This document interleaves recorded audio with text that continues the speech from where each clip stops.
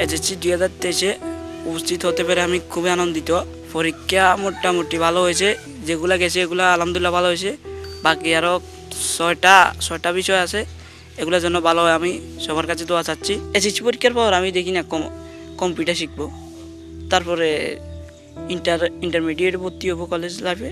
কারো উপরে নির্ভরশীল হতে চাই না, নিজে স্বাবলম্বী হতে চাই লেখাপড়া করে। ক্লাস 1 থেকে ক্লাস 5 যখন ছিলাম ওই সময় কিন্তু অনেক কষ্ট হইতো, গাড়িটা চালিয়ে যাচ্ছে, বাড়ি থেকে বার হলে যাইতে কষ্ট হইতো, রাস্তা ভাঙ্গাতে উঠতে নামতে গাড়ি উল্টি যেত, অনেকবার গাড়ি উল্টি পড়ে গেছি।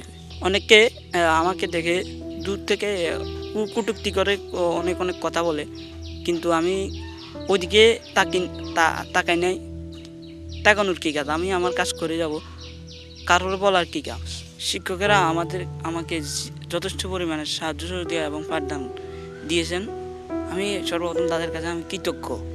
আমি সুস্থ স্বাভাবিক মানুষের মতো আমার জীবনকে এগিয়ে নিতে চাই।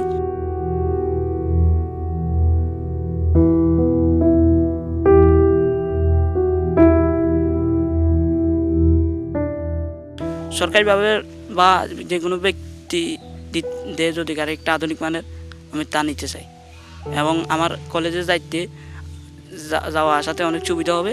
সরকারিভাবে কোনো চাকরি যদি দেশ সরকারে আমার বোধ দয়া করে আমি নিই। যারা লেখাপড়া থামিয়ে যাচ্ছে তাদের উদ্দেশ্যে একটা কথা বলতে চাই, আমি প্রতিবন্ধী হয়ে কিন্তু লেখাপড়া ছাড়ি নাই, কিন্তু তোমরা যাদের হাত পা আছে তারা কেন লেখাপড়া ছাড়বে?